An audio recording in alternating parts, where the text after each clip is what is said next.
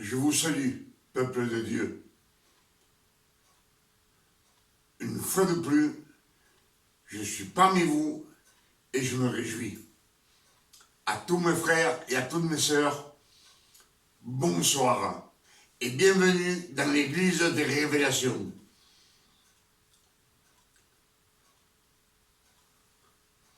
Ce soir, une fois de plus, je suis parmi vous et je suis heureux, je suis content, car je vois que vous venez prendre connaissance des saintes écritures et des nouvelles révélations que le Père éternel nous donne chaque jour dans cette année 2025.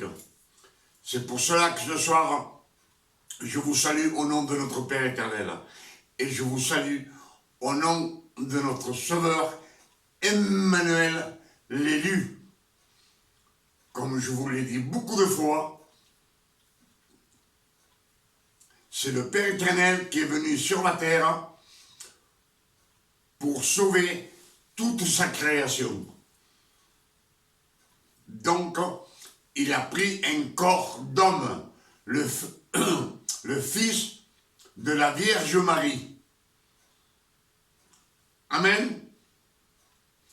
Quand on dit la Vierge Marie, ce n'est pas une sainte, c'est une jeune fille. Vierge, et qui n'a jamais eu de rapport avec aucun homme. Amen. Pour cela, ce soir, je vous invite à être attentif à ce qu'on va écouter. Ce qu'on va méditer ce soir ensemble, c'est Colossiens chapitre 2. C'est l'épître de Paul. Paul, c'est celui qui a reçu les révélations par le Saint-Esprit. Après la résurrection du Christ, le Père éternel a ressuscité le Christ et il l'a assis à sa droite. Et c'est à cette époque que Paul reçoit les révélations. Et nous, ce soir, le Père éternel, dans cette année 2025, va nous donner beaucoup de révélations. Pour cela, je vous demande d'être attentifs. Que Dieu vous bénisse avec ces révélations. Paul aux Colossiens, chapitre 2.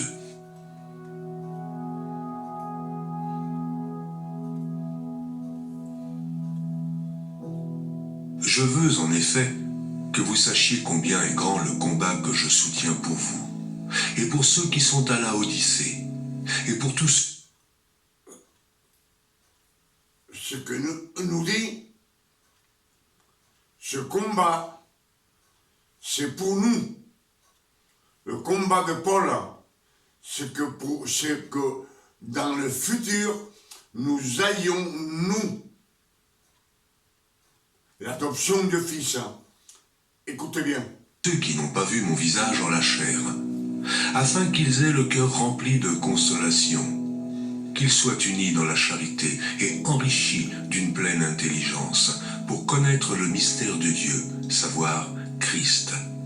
Le mystère de Dieu, savoir Christ, le mystère. Amen. Mystère dans lequel sont cachés tous les trésors de la sagesse et de la science. Trésors où sont cachés toute la sagesse et toute la science du Père éternel. Amen.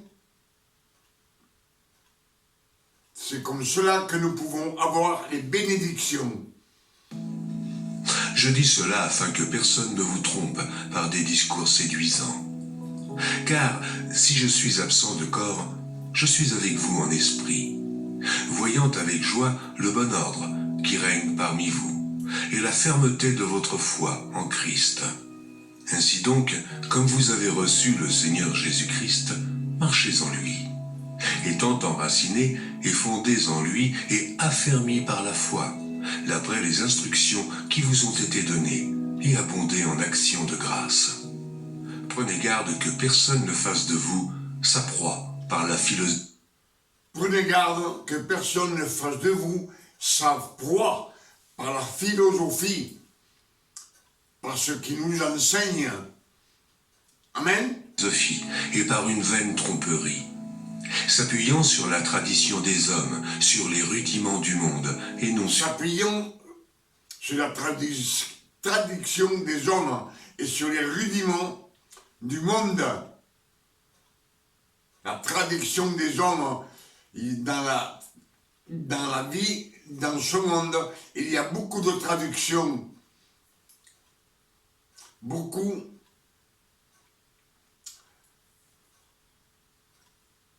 de doctrines d'hommes, les doctrines d'hommes qui nous mènent sur des chemins erronés. Amen. Sur Christ, car en lui habite corporellement toute la plénitude de la divinité. Vous avez tout pleinement en lui, qui est le chef de toute domination et de toute autorité. Il est le chef de toute domination et de toute autorité. Le Christ, le Père éternel, a choisi le Christ. Il a mis tout son pouvoir dans ce corps de chair et de sang, comme vous et moi. C'est un homme, le Fils, qui est né à la Vierge Marie. Amen. C'est en lui que vous avez été circoncis, d'une circoncision. C'est en lui qu'on a été circoncis, une circoncision qui ne vient pas de la main de l'homme, mais qui vient par la grâce de notre Seigneur Emmanuel le Christ. Amen. Que la main n'a pas faite, mais de la circoncision de Christ, qui consiste dans le dépouillement du corps de la chair, ayant été enseveli avec... Qui consiste dans le dépouillement de la chair, étant enseveli dans le baptême.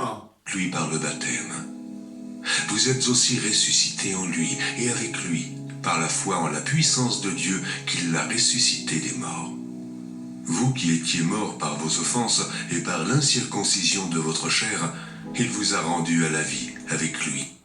Vous qui étiez morts par vos offenses et par l'incirconcision de votre chair, il parle aux 12 tribus d'Israël qui sont circoncis. Amen. En nous faisant grâce pour toutes nos offenses. Il a effacé l'acte dont les ordonnances nous condamnaient. Il a effacé l'acte dont les ordonnances nous condamnaient. Les ordonnances, c'est la loi. Les 613 commandements, les 613 efforts que le Père éternel donna aux 12 tribus d'Israël. Ce sont aussi les 10 commandements que le Christ nous a laissés au monde entier, les 10 commandements dont le monde entier, tous les peuples du monde sont gouvernés par les 10 commandements. Amen. Et qui subsistaient contre nous. Ces ordonnances qui nous condamnaient subsistaient contre nous. Elles étaient contre nous, toujours. On les avait sur le dos, dans notre âme. Et il l'a détruit en le clouant à la croix. Et il les a détruites en les clouant à la croix. Toutes les ordonnances, il les a détruites. Amen. Il a dépouillé les dominations et les autorités. Il a dépouillé les dominations et les autorités. Et il les a livrées en public. Il a livré publiquement en spectacle, en triomphant d'elle par la croix. En triomphant par elle par la croix. Que personne donc ne vous juge au sujet du manger ou du boire. Que personne donc ne vous juge au manger, ce qu'on mange ou ce qu'on boit. Comme il nous dit, tout est permis.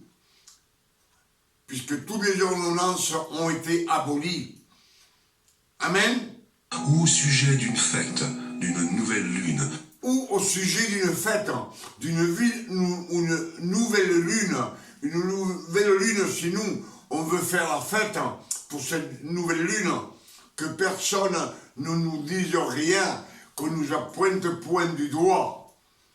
C'est ce que nous dit les Écritures en Colossiens, verset 2. ou des Shabbats.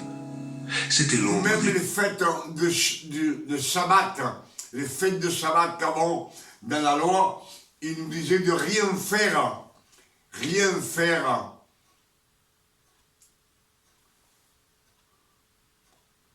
De rien, la loi, elle demande, elle nous demande, et la grâce, elle pourvoit pour nous, elle nous donne. Je ne sais pas si vous comprenez ce que je suis en train de vous dire. Dans la loi, on nous demande toujours de faire quelque chose. C'est la demande. Il nous demande à nous. Et dans la grâce, elle pourvoit, elle nous donne ce qu'on veut. choses à venir, mais le corps est en Christ. Qu'aucun homme sous une apparence d'humilité et par un culte des anges ne vous ravisse à son gré le prix de la course. Qu'aucun homme, aucune doctrine d'homme ne vous ravisse le gré de la course que vous êtes en train de faire, la course, c'est-à-dire notre vie éternelle. Tandis qu'il s'abandonne à ses visions et qu'il est enflé d'un vain orgueil par ses pensées charnelles. L'homme, la doctrine d'homme, il est enflé d'un orgueil, enflé d'un orgueil par ses pensées charnelles. Les pensées charnelles, c'est tout ce qui vient de la chair, des envies, ce qu'on veut, et c'est ce que les fausses doctrines nous enseignent. Sans s'attacher au chef, dont tout le corps, Sans s'attacher au chef, dont tout le corps assisté. Le chef, c'est le Père éternel, c'est lui, le chef, c'est lui, le Père éternel, le roi des rois. assisté et solidement assemblé par des jointures et des liens, tire l'accroissement que Dieu donne. Si vous êtes mort avec Christ au rudiment du monde, pourquoi, comme si vous viviez dans le monde, vous impose-t-on ces préceptes? Ne prends pas, ne goûte pas, ne touche pas, préceptes. Ne prends pas, ne goûte pas, ne touche pas, des préceptes d'hommes, pourquoi tu bois ceci, pourquoi tu bois cela, pourquoi tu manges ceci, pourquoi tu manges cela, c'était dans la loi, dans la grâce, tout est permis. Tout est permis parce que le Christ a aboli toutes les lois, toutes les ordonnances, toutes les subscriptions ont été effacées. Amen. Qui tous deviennent pernicieux par l'abus, et qui ne sont fondés que sur les ordonnances et les doctrines des hommes. Sur les ordonnances et les doctrines des hommes. C'est une apparence de sagesse, mais en réalité, ça n'a aucune importance. Ils ont à la vérité une apparence de sagesse, en ce qu'ils indiquent un culte volontaire, de l'humilité et le mépris du corps. Mais ils sont sans aucun mérite et contribuent à la satisfaction de la chair. Ils sont sans aucun mérite. Tous les efforts qu'on peut faire, tout ce qu'on veut faire, la chair et le sang, nos pensées, ils n'ont aucun mérite. Comme la doctrine qu'avait Tarse, Saul de Tarse, qui faisait, il tuait tous les chrétiens par amour pour Dieu, mais ça ne lui servait à rien. Amen. Alors je pense qu'avec ce qu'on vient de lire, Colossiens 2,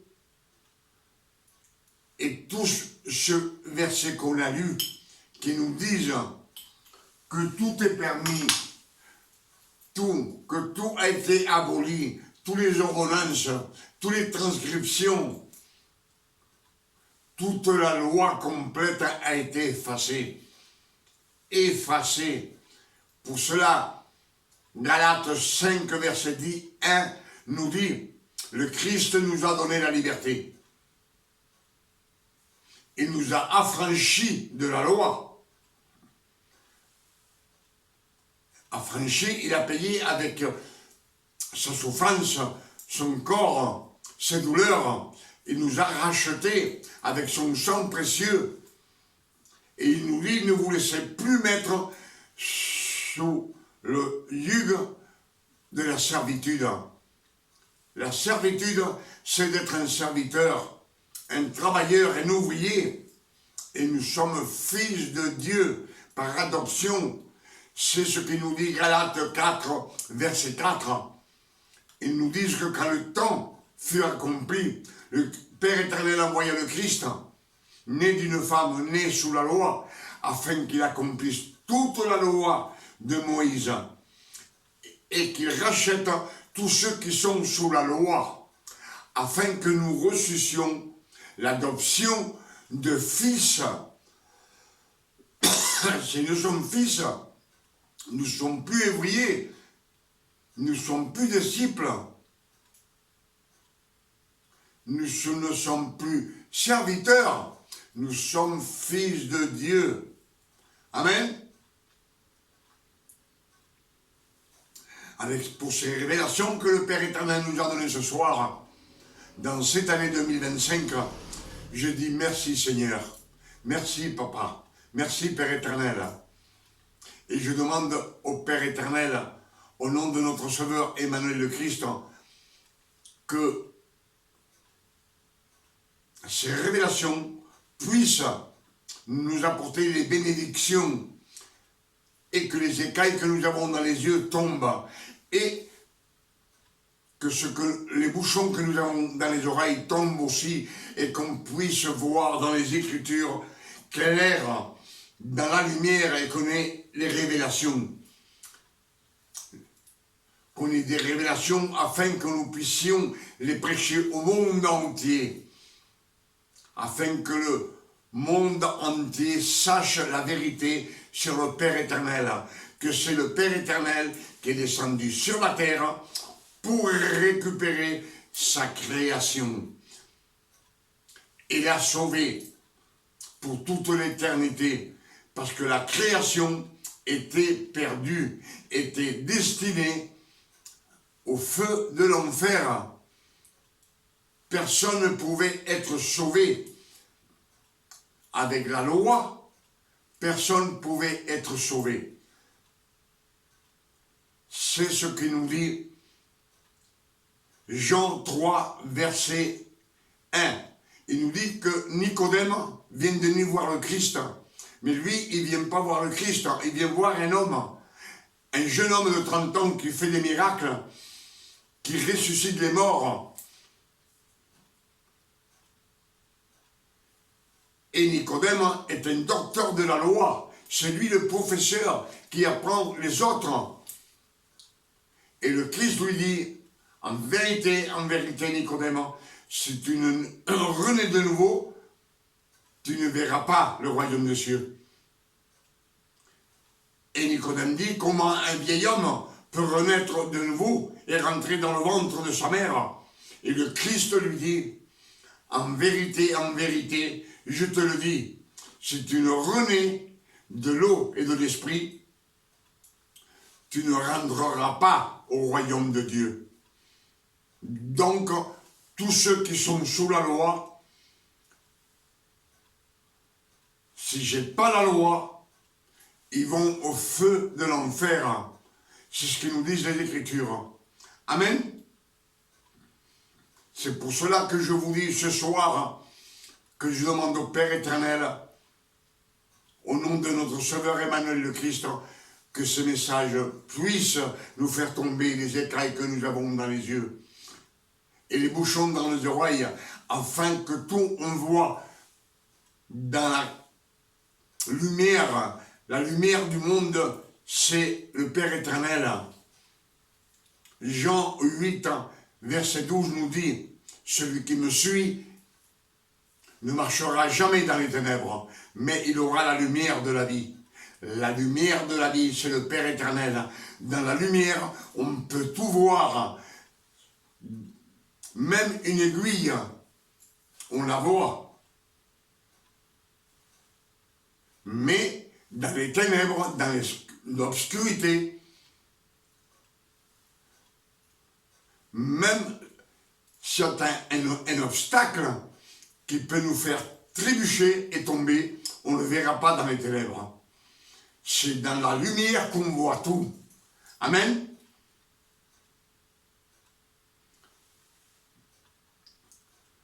Avec ce message, je dis merci Père éternel pour tous ces messages et ces révélations que tu nous donnes ce soir, dans cette année 2025.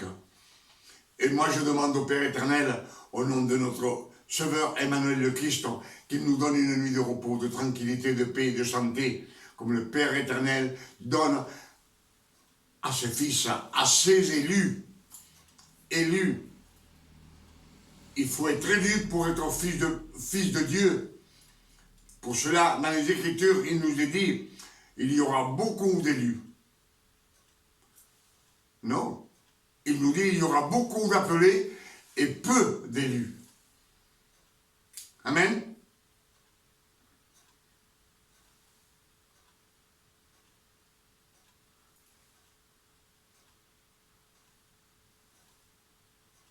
C'est pour cela que ce soir, je dis que le nom du Père éternel soit glorifié, sanctifié,